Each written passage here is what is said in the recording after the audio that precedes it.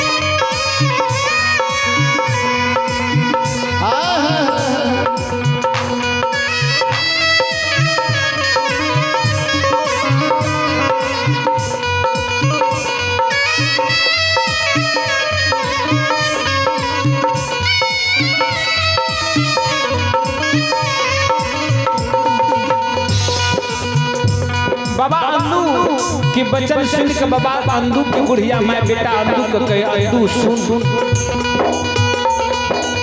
छोड़ दी ऐसे धर्मराज बाबा की भगत हरि हरि नाम।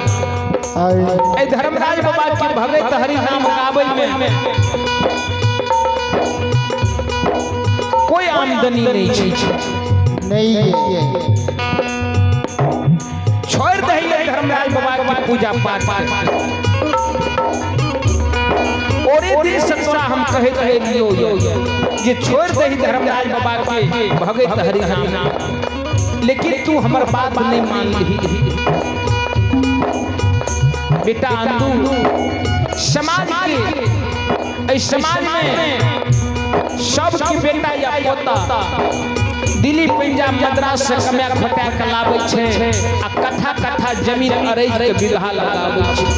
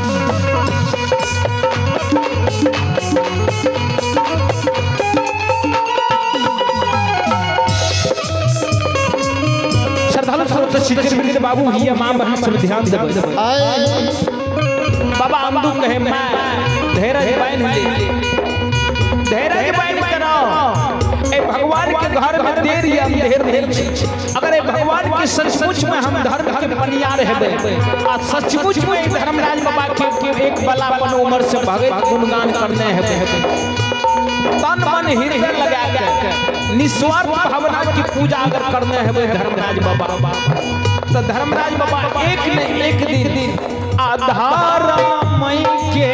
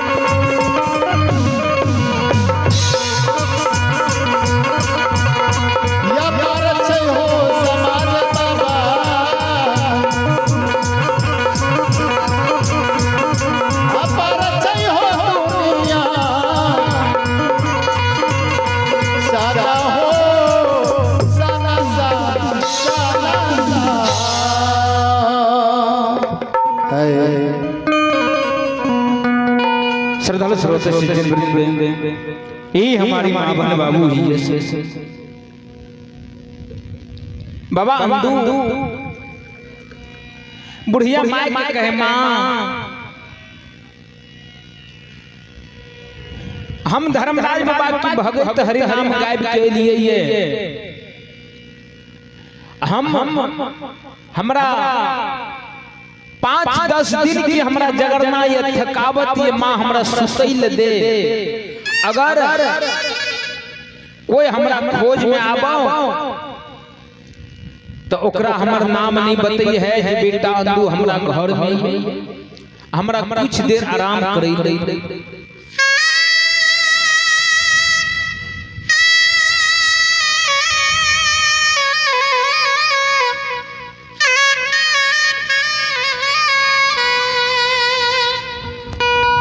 बाबा अंदू की बुढ़िया मां बेटा की वचन सुन ले, मैं आँख के आंसू के पूछ अब बाबा अंदू जाए या धर्मराज बाबा के गोहवर में झाड़ कर कमल बिछा दे, अब वह कमल में धर्मराज बाबा के गोहवर में सुत जा। सुतले सुतल बाबा अंदू कहानी सही आज तक हम बुढ़िया माई के आँख में आंसू कहिए नहीं देख।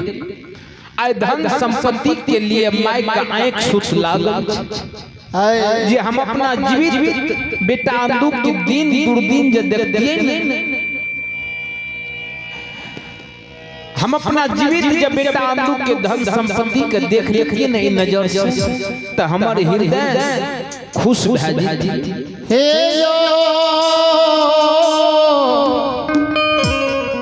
श्रोता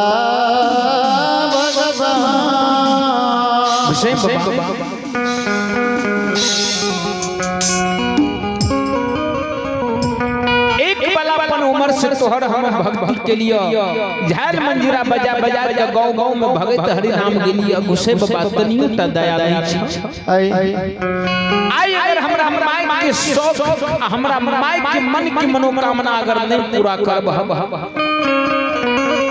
हे हो छोरी जे दे बा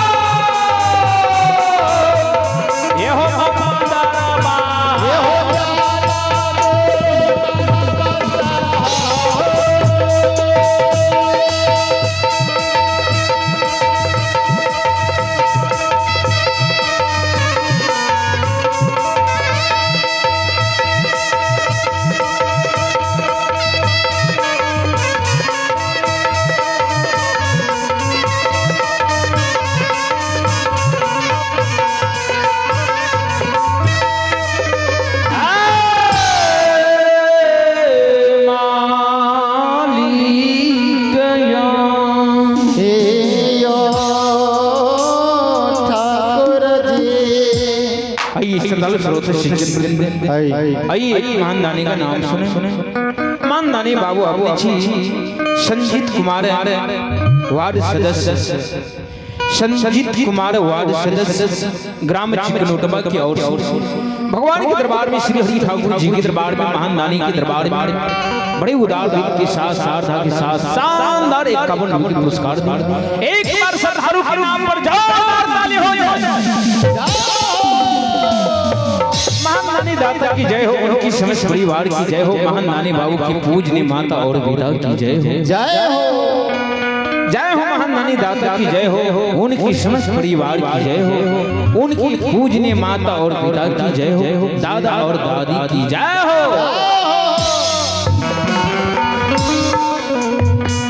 श्रद्धालु स्रोत शिक्षित वृंद ही हमारी मां बहन बाबू भैया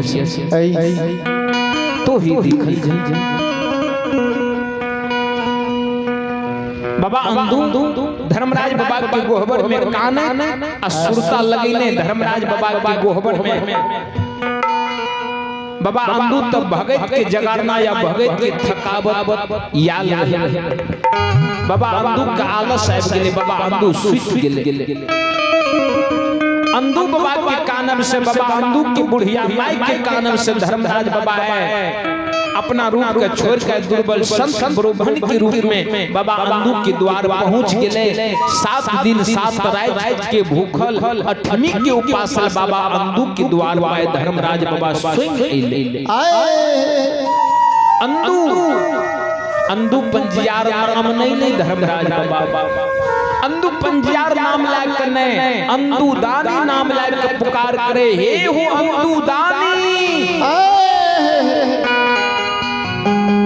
हे हो अंदू बाबू,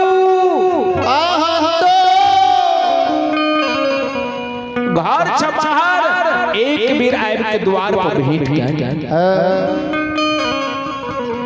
बाबा अंदू की बुढ़िया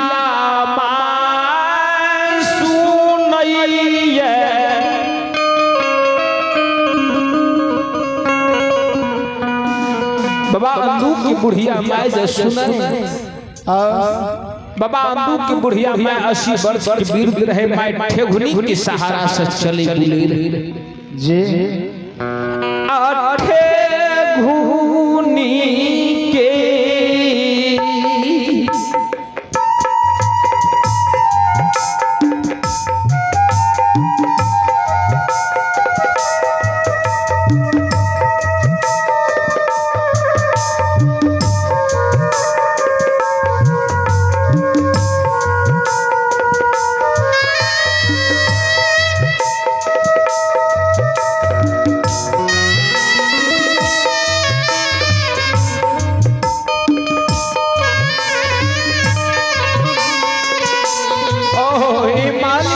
ठाकुर जी जागू, हे मालिक दुखियन दुख हरू।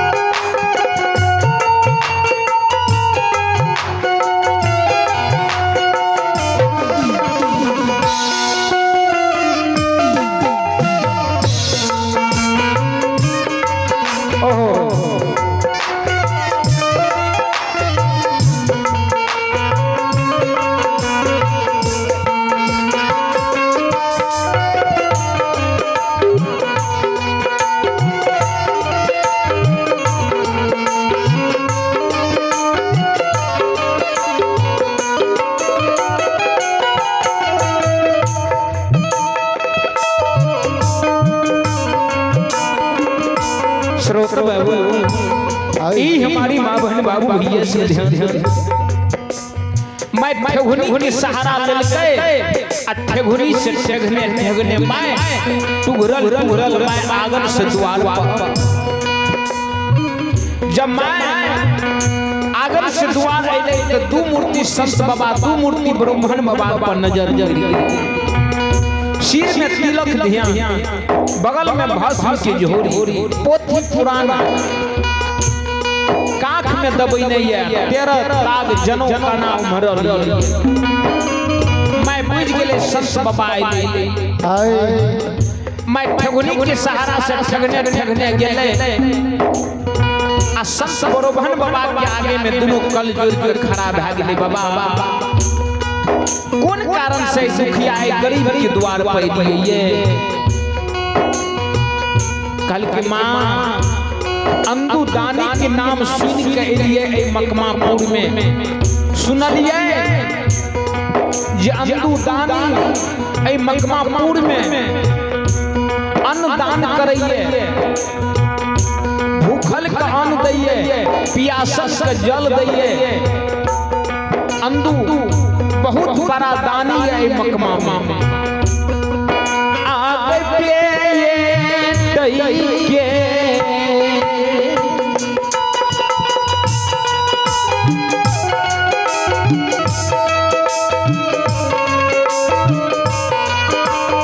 आ गए माता जी